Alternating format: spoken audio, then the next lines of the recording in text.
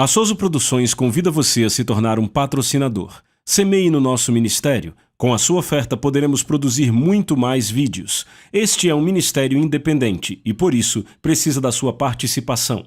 Inscreva-se no canal e compartilhe os vídeos. Seja um multiplicador desta visão. Os versículos usados nos vídeos que traduzimos nem sempre correspondem a versões em português. Muitas vezes precisamos traduzir do original em inglês para fazerem sentido no contexto do vídeo.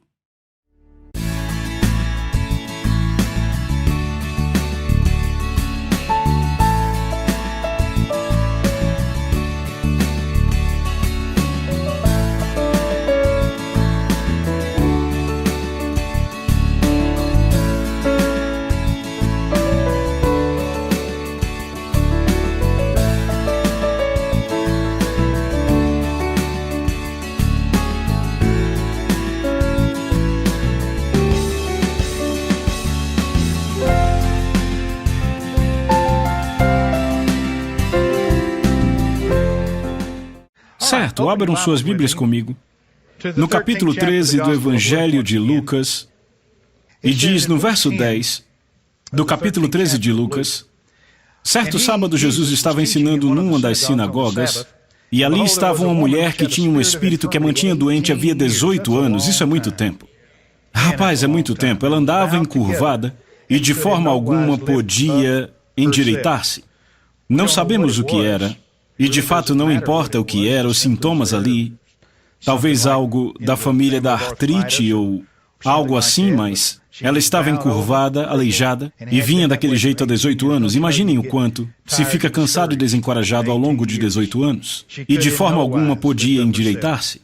Verso 12, ao vê-la Jesus, chamou-a à frente e lhe disse: mulher, você está livre da sua doença. É interessante a forma como ele disse, e daqui a pouco descobriremos por que ele disse assim. E no verso 13, então lhe impôs as mãos e imediatamente ela se endireitou e passou a louvar a Deus.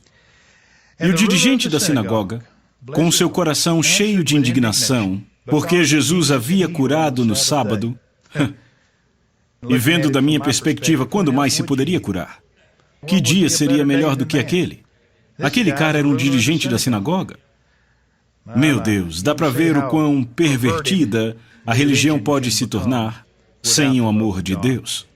Indignado porque Jesus havia curado no sábado, o dirigente da sinagoga disse ao povo: há 6 dias em que se deve trabalhar, venham para ser curados nesses dias e não no sábado. O Senhor lhe respondeu: hipócritas, cada um de vocês não desamarra no sábado o seu boi ou o jumento do estábulo e o leva dali para lhe dar água? Verso 16. Então esta mulher, uma filha de Abraão a quem Satanás mantinha presa por 18 longos anos, não deveria no dia de sábado ser libertada daquilo que aprendia? Eu gosto da forma como Jesus responde isso. Note que os dois usam a palavra deveria. O dirigente da sinagoga diz que não deveria ser assim, e Jesus diz exatamente assim que deveria ser. Glória a Deus. Eu acho que Jesus falava da parte do Pai, você não? Eu não acho que Jesus tinha uma ideia sobre isso e o Pai Celestial tinha outra ideia. Eu não creio que Jesus tinha uma ideia de como deveria ser e o Espírito Santo tinha outra ideia. Eu creio que ele estava falando pelo Pai e pelo Espírito Santo, você não? Bem, como ele é o mesmo e nada muda, ele é o mesmo ontem, hoje e para sempre, se deveria ser daquela forma naquele tempo, hoje também deve ser. E para o que deveria ser assim? Bem, Jesus explicou bem aqui, no verso 16, ele disse: então esta mulher, sendo uma filha de Abraão. Agora veja, 3 coisas que vemos no verso 16, que eu quero destacar. Primeiro, diz que Satanás a havia prendido. Então sabemos que a doença dela, aquele cativeiro, era satânico. Não era Deus tentando ensinar uma lição a ela. Número 2, ela deveria ser curada.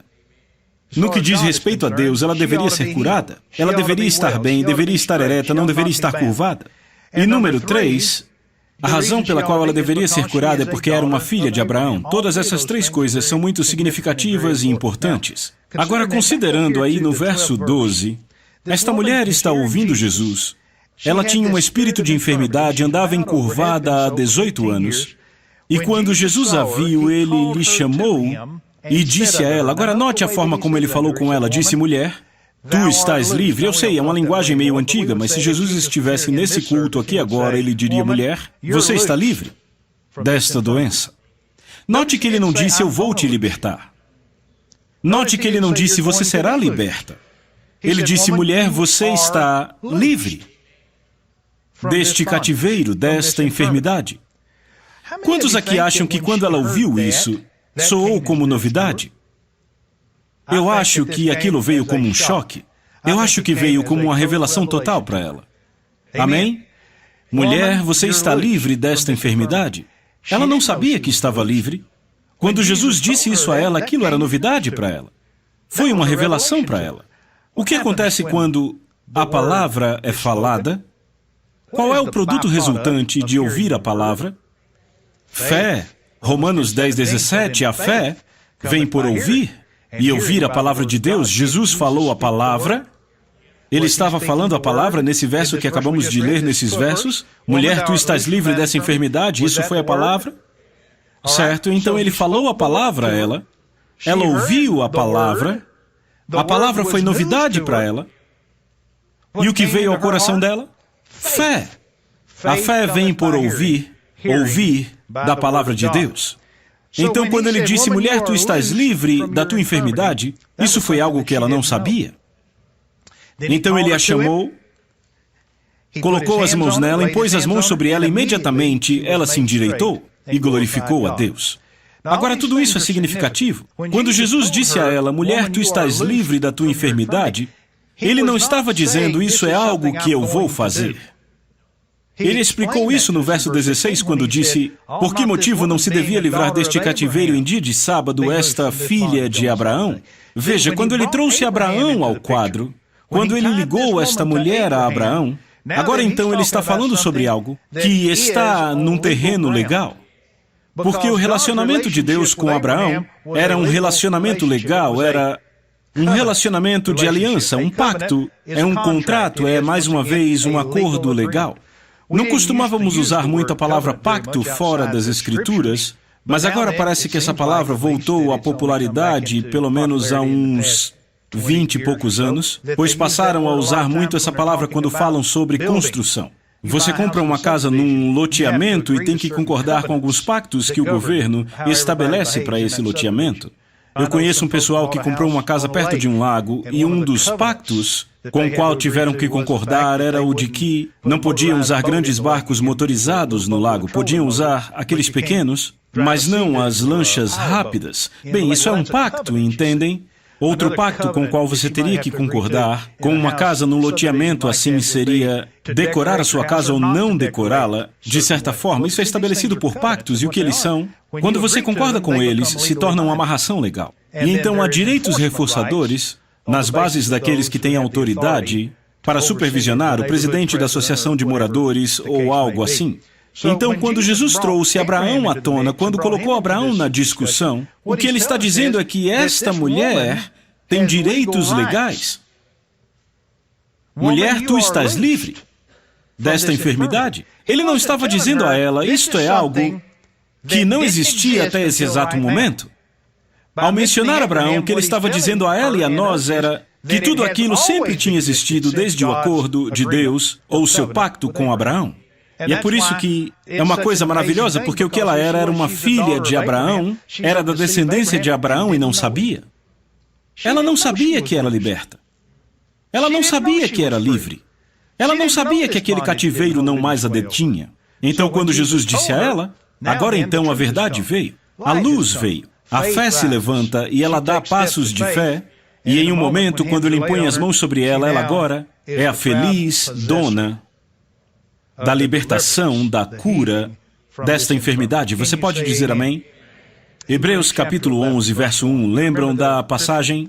Vocês estudam a palavra, conhecem bem. Hebreus 11, 1 diz, agora a fé é a substância das coisas que se esperam, a evidência das coisas não vistas. É isso aí, lembrem de outra tradução que já vimos várias vezes, que diz que a fé é o título de propriedade para aquelas coisas que esperamos e não vemos. Eu gosto disso, especialmente para esse estudo, porque o título de propriedade é, mais uma vez, um documento legal. Veem, um pacto é um documento legal, um título de propriedade também. Então, Hebreus 11:6 diz que aquele que se achega a Deus Aquele que vai até ele, a Deus, deve crer que ele existe e que é recompensador daqueles que diligentemente o buscam. Então há recompensas por se buscar a Deus. Há recompensas, mas, mais uma vez, essas recompensas são sustentadas por uma base legal. Tudo que Deus faz a respeito dos homens se baseia num pacto legal. Glória a Deus. Então, sobre o assunto fé, há duas partes da fé que todos nós conhecemos. Há a parte do crer, que é com o coração, e há a parte do dizer, que é com os lábios, ou seja, a boca, as palavras que falamos. Romanos capítulo 10, versos 9 e 10 diz que com o coração o homem crê para a justiça e com a boca a confissão é feita para a salvação. Jesus disse em Marcos 11, 23, creia no seu coração, nas coisas que diz e terá o que diz. Então, outra vez, a fé é uma coisa de duas partes, é crer com o coração e dizer com a boca. Agora, a fé vem pelo ouvir e ouvir pela palavra de Deus. A palavra de Deus afeta seu coração. Quando você ouve a palavra de Deus, isso que nasce no seu coração é fé. Glória a Deus. Eu me lembro de tantas vezes de coisas ditas em cultos há tantos anos atrás, eu sentado em cultos ouvindo a palavra de Deus ser dita e a fé se levantou, a luz veio, e eu ali sentado pensando, uau! Um garoto de fora, ouvindo tudo aquilo que eu nunca tinha ouvido antes, e eu acabei descobrindo, e eu não entendia, que aquilo não se tornou meu quando eu escutei, já era meu o tempo inteiro. Foi o que essa mulher descobriu. Não se tornou dela quando ela descobriu, já era dela o tempo todo. Agora, eu trago essas duas coisas, a fé, em conexão com a aliança, porque há uma diferença entre propriedade e posse. A propriedade está na base da legalidade. A propriedade é determinada por quem pagou por isso. A propriedade, veja, é determinada por quem colocou o dinheiro, quem proveu o custo. Glória a Deus. A posse, por outro lado, é algo totalmente diferente. A posse não é a mesma coisa que propriedade. A posse, primeiramente, é prática, não é uma questão legal, é um assunto prático, algo que se experimenta, e a propriedade é determinada por pagamento, mas a posse, nas coisas de Deus, a posse é determinada pela fé. A confissão não traz propriedade. É um assunto totalmente diferente. A confissão traz posse.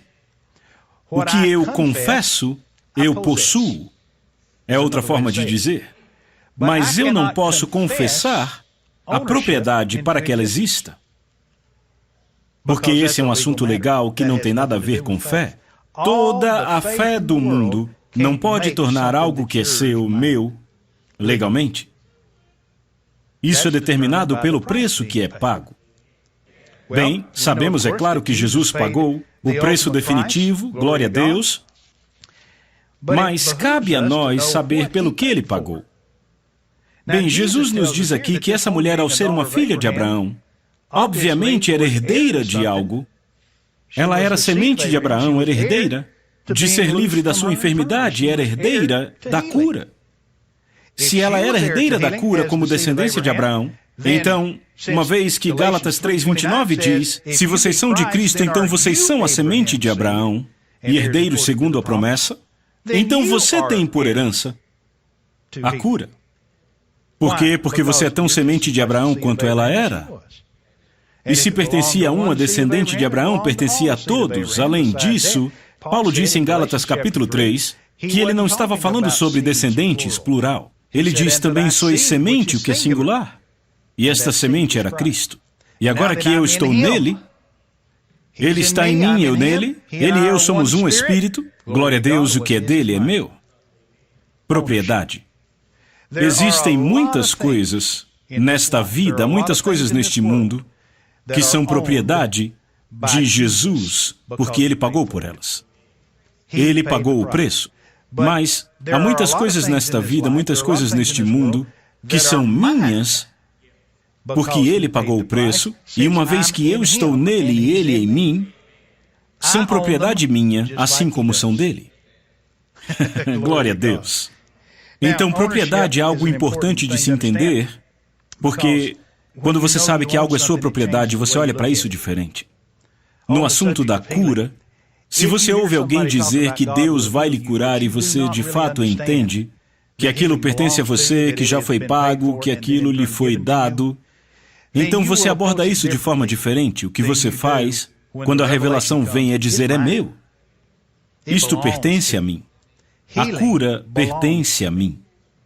As bênçãos de Deus pertencem a mim. Eu não estou sendo humilde quando eu nego, quando eu me afasto, quando eu digo: eu não quero ser presunçoso, eu não quero ser ambicioso nas coisas de Deus. Isso não agrada a Deus. Porque Deus diz, em Hebreus 11:6, que você tem que crer que Ele é o recompensador daqueles que o buscam, daqueles que vão atrás, daqueles que vão atrás dEle e de tudo que há nele. Glória a Deus. Não estamos só tentando juntar bênçãos para nós mesmos. Por outro lado, não traz nenhuma glória para Deus deixar que elas sejam roubadas de nós, que vivamos sem elas. Propriedade. Propriedade determinada por quem paga por isso. A posse é determinada pela fé. Vamos ver algumas passagens. Abra em Isaías. Isaías 57. Isaías capítulo 57. Note o que ele diz no verso 13. Eu quero ler só a última parte do verso 13. Isaías 57, 13, parte B. Diz: mas o que confia em mim possuirá a terra e herdará o meu santo monte. Glória a Deus. Veja isso, aquele que confia em mim, aquele que tem fé em mim, possuirá a terra. Ele não diz que a fé tornará isso uma propriedade, que confiar em Deus trará propriedade, mas que você vai possuir. Por quê? Porque a propriedade já está estabelecida legalmente. Essa é a questão sobre a forma como vivemos nossas vidas, andamos pela fé e respondemos para Deus. Nós temos que entender o que por direito é nosso, para que pela fé possamos tomar posse, porque francamente, eu não quero ter nada a ver com algo que não é meu. Eu não quero saber sobre tentar tirar algo de alguém se aquilo não for minha propriedade. Se é dele e não meu, isso me torna um ladrão. Vem, propriedade e posse, enquanto trabalham juntos, têm uma relação, mas não são a mesma coisa. Você pode ter uma coisa e não possuí-la. Por que razões você teria uma coisa e não a possuiria? Bem, talvez alguém a roubou. Só porque um ladrão rouba algo não quer dizer que não é mais seu, mas você não possui se um ladrão rouba. E quanto a emprestar? Você é o dono, mas você não possui. Por outro lado, você pode possuir uma coisa e não tê-la. Como isso é possível? Bem, pelas razões que já mencionamos, você pode ser o ladrão. Ou pode ser o que toma emprestado. E aí você pode possuir algo que não é sua propriedade. Você já tomou emprestado o carro de alguém? Sim. Bem, passou a ser seu? Não, você desfrutou dele, mas você sabia o tempo inteiro que não era seu. Possivelmente você o tratou melhor. Mas, talvez não, eu não sei.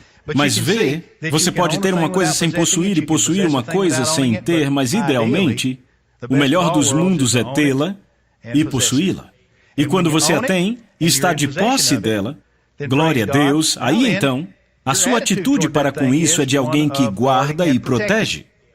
Você não vai querer deixar aquilo solto, jogado ali até que outra pessoa chegue e pegue de você. Você ficaria irado se alguém, até mesmo um amigo, tomasse emprestado, sem te pedir primeiro? Você consideraria isso um insulto, uma presunção, uma infração na sua amizade? Certo? Amém? E certamente, se um estranho, alguém que você não conhece, chegasse e pegasse sem pedir, isso é roubo. Você chamaria a polícia por isso. Você pode dizer amém? E, por outro lado, você também não faria isso? Assim, eu não quero ter negócios, exigir coisas de ninguém que não são minhas. Deus não me diz para fazê-lo. Tudo sobre o que o Senhor me diz para crer, toda opção que Ele me dá, ou a oportunidade para crer, o desafio de crer, Ele está me dizendo para crer para isso porque me pertence.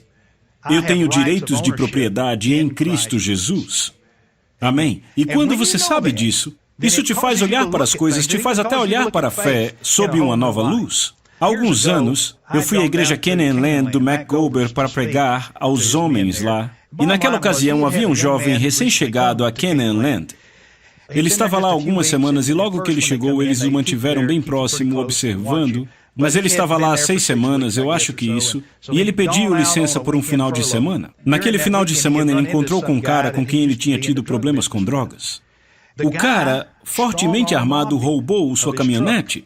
Ele tinha uma caminhonete Toyota, que era o seu xodó, de fato era tudo que ele tinha, e o cara que roubou dele disse, você tinha uma dívida comigo de drogas, eu vou levar sua caminhonete. Ele sabia que o garoto não ia ir à polícia, pois tinha relação com drogas, ele não ia pôr em risco sua própria liberdade. Então o cara o roubou, o ameaçou fortemente armado, levou sua caminhonete e o garoto voltou, acabado, deprimido, e o irmão Mac ministrou a ele naquela segunda, era uma segunda de manhã, e disse a ele, veja, Deus te ama, mas... Ele disse, por que eu e você não concordamos que Deus vai fazer essa caminhonete voltar? E assim, eles o fizeram, e aí é que nós entramos. Chegamos depois disso para ministrar aos homens ali, e decidimos sair para comer e dirigimos até Montgomery. Saímos da interestadual, entramos na estrada local e na nossa frente eu estava dirigindo, Mac sentado no carona. Nós pegamos o acesso de saída e bem na minha frente, eu notei porque aquilo foi bem estranho, na minha frente estava aquela caminhonete preta Toyota, e ao invés de Toyota escrito na traseira, eles tinham tirado o T e o O, e no final tiraram o T e o A, e só tinha ficado Yo. Uma gíria em inglês. Era como se o carro dissesse, e aí? Eu olhei e notei aquilo. E Mac disse, estávamos conversando, ele notou e disse, siga aquele carro. E eu disse, ok. Eu disse, por quê? E ele disse, esse é o carro daquele cara. Eu disse, tá bom, então seguimos aquele carro. Ele não percebeu que estava sendo seguido, eu entrei no meu modo furtivo de perseguição. E nós o seguimos pelas ruas, por toda a cidade de Montgomery. Entramos bem na cidade, no meio das comunidades pobres, e ele parou de frente a um cruzamento, paralelo ao meio-fio, de frente para o cruzamento. Eu passei por ele, fiz um U voltando, e estacionei junto ao mesmo meio-fio, mas de frente para ele, de uma forma que ele não podia sair, um velho truque da polícia. Bem, eu estava usando um velho truque da polícia, mas de repente eu percebi, eu não sou mais policial. Eu não estou armado. Mas então lá estávamos. O Mac saiu pela porta do passageiro e ficou bem do lado do meio-fio. Deu uma olhada pela janela do carro. O cara lá, prestes a sair do carro, ele pegou a carteira, abriu assim e mostrou para o cara tipo um documento de bombeiro voluntário. E ele disse, me dê sua carteira de motorista. E o cara olhou para o documento, olhou para ele, aquilo começou a funcionar. E Mac perguntou, de quem é essa caminhonete? Você tem os documentos dela, porque senão eu vou recolhê-la. Então, eu posso dizer que pelo choque inicial, talvez ele tenha acreditado que era verdade, talvez estivesse funcionando, mas de repente olhei nos olhos dele e comecei a ficar um pouco preocupado que aquilo não desse muito certo. E eu estava vestido com um agasalho, então eu abri a porta e saí com o meu casaco, com uma cara meio assim, olhando para o cara dentro da caminhonete. Bem, para encurtar a história, funcionou. O cara saiu, entregou as chaves, o Mac pegou, limpou tudo aquilo. Pegamos a caminhonete, confiscamos, dirigimos, pegamos algo para comer e voltamos a Canaan Land e devolvemos a caminhonete ao rapaz. Agora, imagine a reação dele. Ele tinha acabado de orar aquela manhã. Concordou com o irmão Mac que a caminhonete voltaria e o Mac a trouxe de volta. Olha só que testemunho de Deus. Mas veja, a razão pela qual nós podemos ser tão ousados fazendo algo assim não é porque somos loucos. Você pode desconfiar, mas não somos. Pelo menos eu não sou. Mas a razão para sermos tão ousados é porque nós representávamos o dono. Sabíamos que tínhamos direito de propriedade sobre aquilo. É claro, representativamente falando, não era nosso, mas sabíamos que representávamos o dono e o outro cara não. Ele não tinha direito nenhum de propriedade. O que ele iria fazer? Chamar a polícia? Ele roubou. Então estávamos blefando, mas ao mesmo tempo não era exatamente um blefe. Era um blefe pisando em terra firme, entende o que eu digo? Porque nós representávamos o dono daquele veículo, estávamos retomando a posse de algo que pertencia ao nosso lado. E quando você entende o direito de propriedade, quando sabe que é seu, então não é difícil ter fé para aquilo. Estão comigo? E essa fé é um tipo de fé com tenacidade, é uma fé que não desiste facilmente. É uma fé que não diz, bem, acho que perdi. Não, esse tipo de fé diz, não, é meu. Não importa o que ninguém diz, é meu. Lembra o que Jesus disse? Ele disse em outros lugares, mas eu acho que Lucas 18 talvez seja o melhor exemplo, quando Jesus disse, deixai vir a mim os pequeninos e não os embaraceis, quem não receber o reino de Deus como uma criança de maneira alguma entrará nele. Bem, como uma criancinha lida com uma coisa dessas? Alguém deixou um pedaço de papel na minha mesa e me lembrou de uma camisa que eu vi. Eu não sei se você já viu, é uma camisa para crianças que diz, se eu quero, é meu. Se eu quero, é meu. E é assim que as criancinhas são. Consideram tudo como sendo delas. E não há nada de errado com reforçar essa ideia. Que elas saibam mesmo que em Cristo é tudo seu. Amém? Então, é assim que temos que abordar essas coisas. É meu. E se é meu, então eu devo possuir. Agora, veja, o é meu se refere à propriedade. Não significa que eu possuo. Mas se é meu, é minha propriedade, por isso é que é meu. Você pode dizer amém? Glória a Deus. Então, a propriedade é determinada por quem paga por aquilo. A posse é determinada pela fé. E o que eu confesso, eu possuo. A confissão traz a posse. Agora, essa mulher, em Lucas capítulo 13, ela percebeu que tinha algo que era dela, percebeu que era livre. Podemos dizer assim, ela percebeu que a cura pertencia a ela. Mas ainda havia alguns passos de fé que ela tinha que dar para tomar posse da cura. Um deles era, Jesus a chamou até ele. E ela foi. Porque o próximo versículo diz que ele pôs as mãos sobre ela.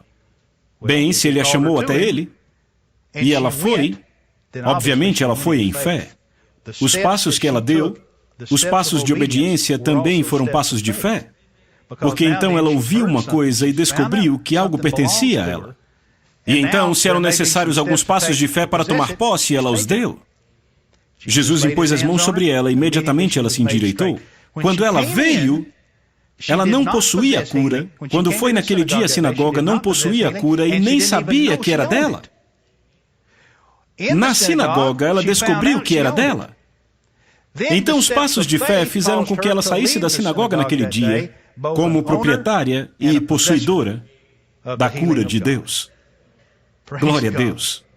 A mesma semente de Abraão, para a qual eu estou olhando agora, nesta congregação.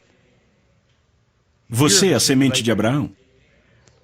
Tudo que é propriedade da semente de Abraão é sua também. Porque você é a semente de Abraão. Cantamos sobre as promessas, nada se compara à promessa que eu tenho em você. Estas promessas são promessas feitas à semente de Abraão. Cada uma delas é destinada à semente de Abraão.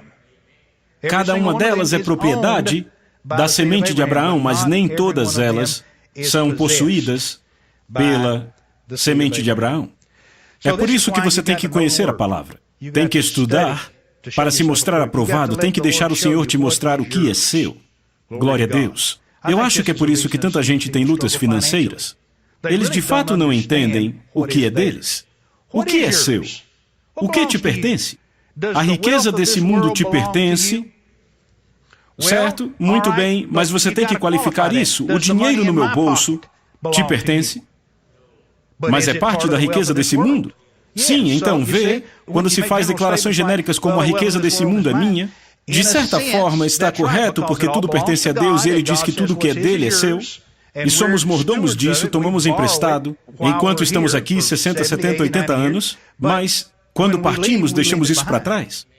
Desta forma não somos donos eternos da riqueza deste mundo. No entanto, Deuteronômio 8:18 diz que Deus nos deu o poder para adquirir riquezas, é algo que terei para sempre.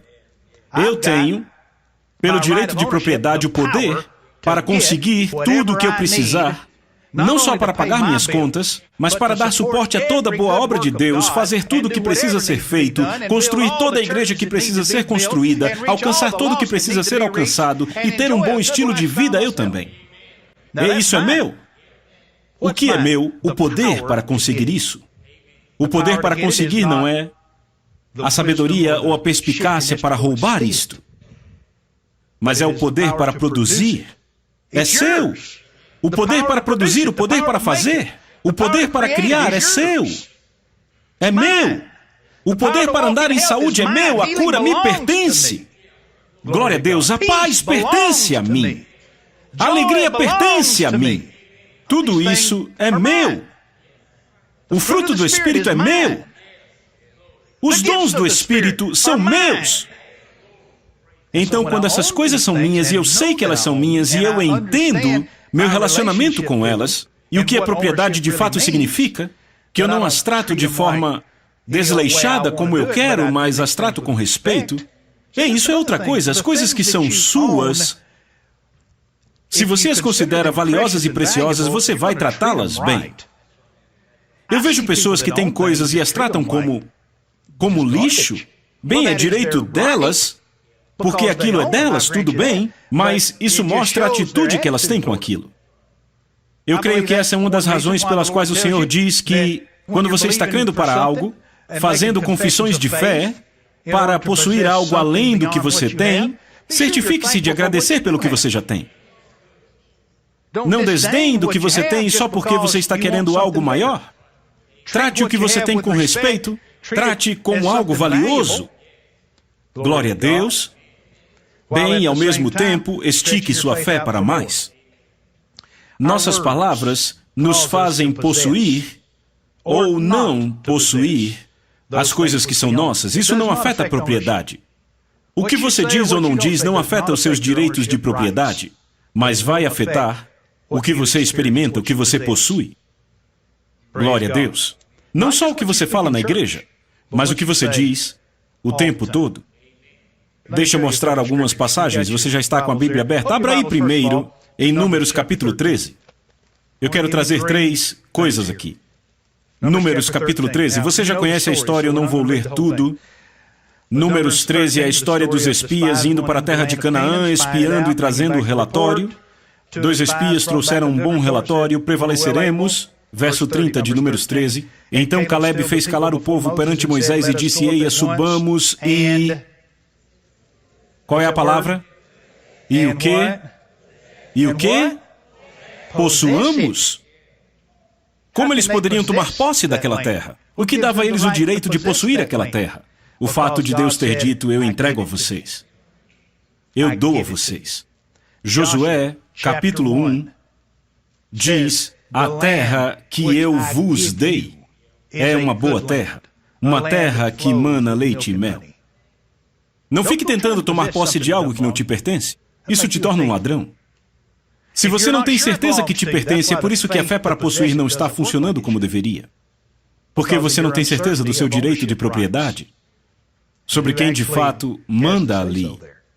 Mas Deus disse a Moisés, porque ele tinha dito a Abraão, 400 anos antes disso, aonde quer que você olhe e onde quer que você pise, é seu. Eleve os seus olhos e veja o mais longe que conseguir ao norte, ao sul, ao leste, ao oeste. Tudo o que teus olhos veem eu te dei. Lembram que Deus disse isso a Abraão? Agora, tudo o que ele estava fazendo à descendência de Abraão, a Moisés e os filhos de Israel, era levá-los de volta ao que ele havia dado a Abraão. Eles eram a semente de Abraão, e ele disse: eu dei a ele, é de vocês. Eu dei a vocês, é de vocês, vão. E Caleb disse: vamos agora mesmo tomar posse. Deus nos deu, é nosso. Mas os outros 10 espias disseram: não conseguiremos. O povo lá é mais forte que nós e somos só gafanhotos e nhen. Certo, então o povo ficou do lado dos 10 espias, choramingou, chorou, entrou na incredulidade. E aí que eu quero que você veja. Notem no capítulo 14, verso 1. Levantou-se, pois, toda a congregação e gritou em voz alta. Repitam, toda a congregação. O povo chorou aquela noite, todos os filhos de Israel, repitam todos. Todos os filhos de Israel murmuraram contra Moisés e contra Arão, e toda a congregação lhes disse: Quisera Deus tivéssemos morrido na terra do Egito ou mesmo nesse deserto. Agora, notem o que eles disseram. Onde eles estavam dizendo isso? Não é uma pergunta difícil, é fácil. Eu vou respondê-la. Eles estavam dizendo isso publicamente. Essas pessoas estavam falando em público. Era um fórum público, um debate, uma discussão pública, e todos os filhos de Israel, com exceção de Moisés, Josué e Calebe, todos disseram em público: ah, não conseguimos. Quisera Deus tivéssemos morrido no Egito ou neste deserto. Certo, agora pule para o verso 28. Verso 28, Deus está pondo esta coisa para frente, podemos dizer, e dizendo a eles o que estava prestes a acontecer pelos próximos 40 anos. E Deus disse a eles no verso 28, a Moisés e a Arão: dize-lhes, por minha vida, diz o Senhor, como falastes aos meus ouvidos, assim farei a vós outros. Aquele povo não estava orando, e eles não estavam confessando na igreja, estavam falando publicamente, estavam debatendo aquela coisa e fazendo uma votação. A congregação ficou com os incrédulos, decidiram publicamente. Você acha que eles sabiam ou tinham a intenção que Deus ouvisse isso? Você acha que eles sequer pensaram nisso? Não, eles não pensaram em quem poderia ouvir, não pensaram, ah, Deus está tomando nota de tudo isso. Mas Ele estava. E o que eles disseram em público? Deus trouxe de volta a eles e disse: vocês falaram aos meus ouvidos. O que vocês disseram em público estavam falando aos meus ouvidos. E o que falaram aos meus ouvidos é o que vocês vão ter. É o que vamos fazer. Certo? Então o que você diz em público faz diferença sobre como você possui o que Deus lhe deu, não é? Eu perguntei, não é? Bem, vá para João capítulo 20. Isso é muito bom. Jesus ressuscitou dos mortos, os discípulos todos reunidos, menos um, Tomé, um dos 12, chamado Dídimo. Ele não estava com eles. Jesus entrou naquele lugar e demonstrou a sua ressurreição dos mortos, falou algumas coisas a eles, e o verso 24 diz: ora, Tomé, um dos 12, chamado Dídimo, não estava com eles quando Jesus veio. Jesus disse a eles que voltaria, não foi? Ele disse: destruam esse templo e em 3 dias eu levantarei de volta. Ele disse a eles que ele voltaria. Disse que a morte não podia segurá-lo. Ele disse que nenhum homem lhe tiraria a vida, mas ele a entregaria e que ele tinha poder para tomar de volta. Ele disse tudo isso. Então não é como se tudo isso fosse: uau, a gente não sabia. Jesus disse que voltaria, mas Tomé não estava com ele quando Jesus veio. Os outros discípulos, verso 25, disseram-lhe: vimos o Senhor. Mas ele respondeu: se eu não vir nas suas mãos o sinal dos cravos, e ali não puser o meu dedo, e não puser a mão no seu lado, de modo algum acreditarei. Passados 8 dias estavam ali outra vez reunidos os seus discípulos e Tomé com eles. Estando as portas trancadas, veio Jesus, pôs-se no meio deles e disse-lhes: Pai seja convosco. E logo disse a Tomé: põe aqui o dedo e vê as minhas mãos. Chega também a mão e põe-na do meu lado, e não sejas incrédulo, mas crente. Eu chamo a sua atenção ao fato de que Jesus ouviu o que Tomé disse. Foi por isso que ele falou assim: não sejas incrédulo, mas crente. Tomé estava falando para quem? Ele estava orando? Estava em profunda meditação? Estava em comunhão com o Espírito naquela hora? Não, estava falando com seus amigos, falando aos seus parceiros, conversando com a turma e falando das coisas nas quais ele cria e não cria. E Jesus disse: eu ouvi o que você falou. Bem, quando você diz coisas em público, o Senhor diz: você está falando aos meus ouvidos. Aqui vemos que quando dizemos coisas aos amigos, Jesus disse: eu ouvi o que você disse. E então há uma história que você conhece em 2 Reis, capítulo 6, volte um pouco aí. 2 Coríntios 6, 8, o rei da Síria fez guerra a Israel e em conselho com seus oficiais disse: em tal e tal lugar estará o meu acampamento. Mas o homem de Deus mandou dizer ao rei de Israel: guarda-te de passares por tal lugar, porque os sírios estão descendo para ali. O rei de Israel enviou tropas ao lugar, de que o homem de Deus lhe falara e de que o tinha avisado, e assim se salvou não uma nem 2 vezes. Então, tendo-se turbado com este incidente, o coração do rei da Síria chamou ele e seus servos e lhes disse: não me fareis saber quem dos nossos é pelo rei de Israel? Respondeu um dos seus servos: ninguém é o rei, meu senhor, mas o profeta Eliseu, que está em Israel, faz saber ao rei de Israel as palavras que tu falas na tua câmara de dormir. Como Eliseu sabia o que ele falava na câmara de dormir? De onde o profeta tira sua informação? Ah, de Deus! Então, para Deus ter contado a Eliseu o que o rei falou em sua câmara de dormir, Deus tinha que ter ouvido o que o rei disse naquele lugar. Você vê o que vemos aqui? O que você diz em público, Deus ouve. O que você diz aos seus amigos, Deus ouve. O que você diz até na privacidade do seu quarto, Deus ouve. E o que você confessa, você possui. Então não é uma questão de dizer as palavras certas na igreja ou quando você sabe que alguém está ouvindo. Ele está sempre ouvindo. Ele está sempre ouvindo. E se você quer tomar posse das promessas de Deus, tem que fazê-lo pela fé. Aqueles que põem sua confiança, que põem sua fé em mim, irão possuir a terra. Lembram? Isaías 57, verso 13, que lemos? Glória a Deus.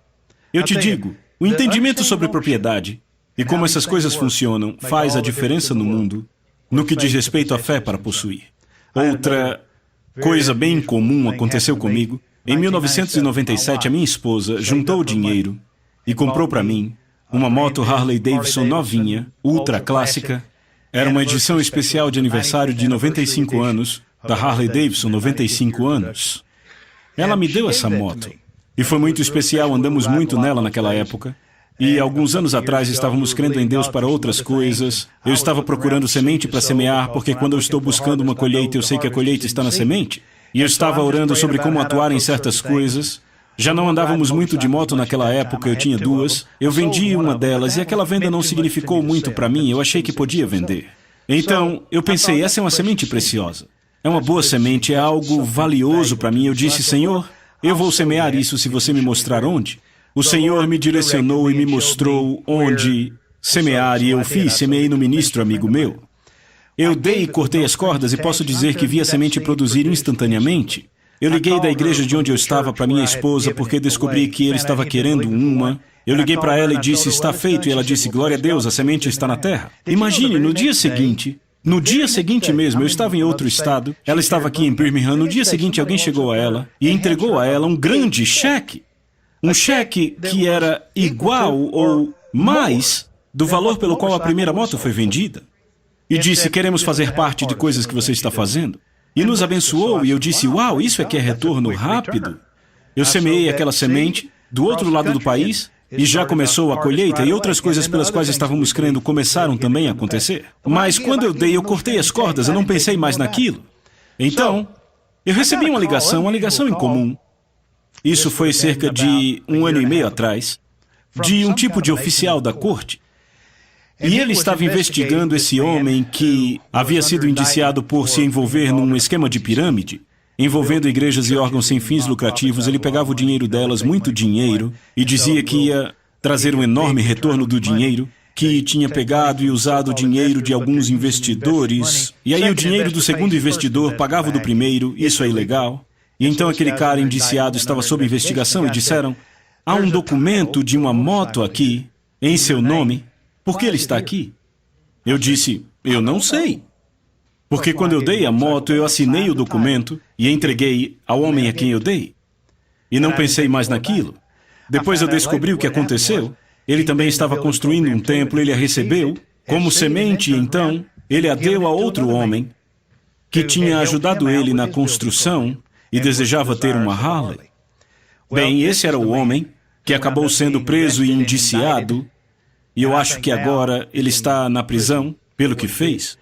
Mas enfim, eu recebi a ligação alguns meses antes, e aí recebi outra estranha ligação de outro estado que dizia, aqui é o sargento fulano de tal departamento de polícia, há uma motocicleta que está em seu nome com tais e tais características e ela está no estacionamento de um Walmart aqui, pode nos dizer por quê? Eu disse, eu não faço a mínima ideia do porquê. Eu disse, eu dei essa motocicleta há 2 anos atrás. Ele disse, bem, ainda está no seu nome, está aqui parada, ninguém reportou o roubo, está abandonada. Eu disse, o que você vai fazer? Ele disse, bem, não podemos fazer nada com ela ainda.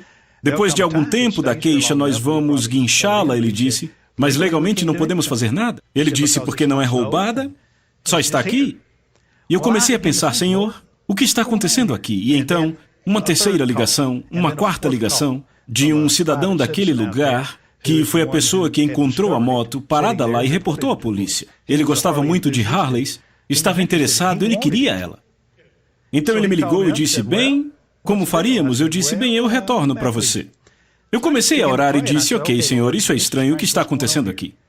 E eu estava meio relutante sobre aquilo, porque eu tinha dado a moto e, como eu disse, quando eu dou, eu dou. Eu considero que não é mais minha. No entanto, quando eu comecei a olhar e orar, eu vi algo que não tinha considerado. Legalmente, aquela motocicleta era minha. Embora eu tivesse assinado o documento e dado o documento ao homem a quem eu dei a moto, ele não tinha registrado, ele não tinha transferido a propriedade. Aquele documento, com o meu nome e endereço na frente, ainda era o único documento legal ligado àquela motocicleta. Não houve nenhuma troca de dinheiro naquilo. Eu dei para ele não me deu nada em retorno. Ele deu para aquele homem que também não deu nada em retorno a ele. Em alguma parte do processo, aquele cara perseguido pela polícia dirigiu aquela moto para o estacionamento de um Walmart em Lake Havasu City, Arizona, e deixou lá. Então, quanto mais eu pensava naquilo, mais eu pensava, quer saber? É minha moto. Ela é minha. O único dinheiro que foi envolvido nisso foi o da minha esposa pagando pela moto. De resto, aquela moto foi passada de mão em mão, mas legalmente é minha moto. Então, eu sou o dono da moto, a polícia diz que eu sou o dono da moto, a corte diz que eu sou o dono da moto, está registrada no meu nome, o único papel que ela tem está no meu nome, e ela está lá parada. Ela é minha, mas eu não a possuo. E então, eu decidi, é a minha moto. Veja, eu tive que decidir sobre isso porque eu estava lidando com uma coisa que eu tinha dado. Mas uma vez que eu percebi que legalmente ainda era minha, eu liguei para o cara para quem eu dei. Ele disse, ei, eu não sei o que está acontecendo, mas no que me diz respeito, ela é sua. Já bastava para mim, porque o cara a quem eu dei, deu de volta. Então, moralmente, eu estou limpo. Eu corri, peguei um voo, fui para Phoenix, aluguei um carro, dirigi por 2h30 e entrei naquele estacionamento do Walmart em Lake Havasu City, Arizona, à meia-noite, e lá estava aquela belezura parada ali, sozinha, e era como se anjos estivessem acampados ao redor. Não tinha nenhum arranhão, nenhuma maçã, só um pouco de sujeira da estrada, e também ficou ali no estacionamento, do mesmo jeito que ela era 2 anos antes, quando eu a dei. Então eu dei uma boa olhada, achei um quarto de hotel, levantei cedo na manhã seguinte, fui na loja de motos, comprei uma bateria, comprei uma chave de fenda, coloquei a bateria, dirigi até uma loja da Harley e a mandei de volta para casa. Daí em diante, eu sou o dono e o possuidor daquela moto, e ela está agora no meu porão, onde estará, a não ser que o Senhor me diga para fazer outra coisa. Ele até confirmou para mim, ele disse, você fez o que devia fazer, você a plantou como semente, aquela preciosa semente, filho, eu apenas dei a semente de volta a você. Glória a Deus! Então, era minha, mas eu não a possuía, tive que dar alguns passos para pegá-la. Houve esforço envolvido da minha parte para tê-la, mas uma vez que eu decidi que era minha, uma vez que ficou claro para mim, até estar claro eu não consegui fazer nada, eu hesitei, mas uma vez que ficou claro, daquele momento em diante eu tinha uma missão. E a missão era pegar aquela motocicleta e protegê-la, levá-la de volta para casa, limpá-la, e de vez em quando olhar para ela, dar um sorriso, um bom polimento, deixá-la bem bonita. Porque eu olho para ela como um testemunho. A Phyllis me perguntou, ela disse, Scott, tudo o que fazemos, fazemos por causa da palavra. Ela disse, onde está isso na Bíblia? Onde está isso na Bíblia? E eu disse, Abraão e Isaac. Abraão levou Isaac para o monte pronto para entregá-lo. Deus disse, eu não quero. Vou providenciar um sacrifício. E ele voltou daquela montanha com Isaac. Glória a Deus. Propriedade e posse. É nosso por causa de quem pagou, mas possuímos pela fé. Talvez haja passos que você precise dar, coisas que precise fazer, mas uma coisa que você tem que fazer é cuidar das suas palavras, porque Deus fará o que você disser. A confissão traz posse. Então, quando dizemos essas coisas, não estamos tentando ter essas coisas, já são nossa propriedade, mas estamos dando passos de fé para possuí-las. Isso não é bom? Glória a Deus. Todos digam, eu sou a semente de Abraão. O que pertence a ele, pertence a mim. Me lembraram que depois das pregações das quartas à noite, costumávamos cantar um hino na igreja presbiteriana. Este é o mundo do meu Pai. Lembram desse? Este é o mundo do meu Pai e aos meus ouvidos toda a natureza canta e reinos ecoam a música do ambiente. Este é o mundo do meu Pai. Eu repouso no pensamento de rochas e árvores, céus e mares. As mãos dele, as maravilhas escreveram. Ele fez e fez para nós. É nosso. Glória a Deus. Eu estou totalmente convencido, assim como aquela moto lá parada. Os anjos guardando, eu creio que estavam, creio mesmo. Até mesmo o cara que a encontrou. Ele disse, uau, ela está lá parada, parece que tem algo protegendo. Eu não sei se ele era cristão, mas disse isso. Mas os anjos que estavam acampados ao redor daquela coisa, guardando ela para mim, tem muito mais que eles podem fazer. E se eu não tivesse chegado lá rápido, eu estou convencido que alguém bateria nela, ou roubaria, ou depenaria ela. Algo teria acontecido com ela. Ou teria ficado num lugar não permitido, em algum lugar enferrujando e se deteriorando, no Arizona. Eu estou convencido da mesma forma que há bênçãos e benefícios, e promessas e terras, e riquezas não conhecidas, e outras bênçãos espirituais, assim como físicas, que estão por aí, esperando que o povo de Deus as possua. E os anjos estão fazendo o seu papel, protegendo-as, mas não há muito que possam fazer por muito tempo. É seu, mas você tem que ir buscar. Você tem que ir buscar. Não deixe que o que Deus comprou fique parado se deteriorando. Vai e possua o que por direito te pertence. Levante-se e diga, é meu. Isso não me será negado. A Sozo Produções convida você a se tornar um patrocinador. Semeie no nosso ministério. Com a sua oferta poderemos produzir muito mais vídeos. Este é um ministério independente e, por isso, precisa da sua participação. Inscreva-se no canal e compartilhe os vídeos. Seja um multiplicador desta visão.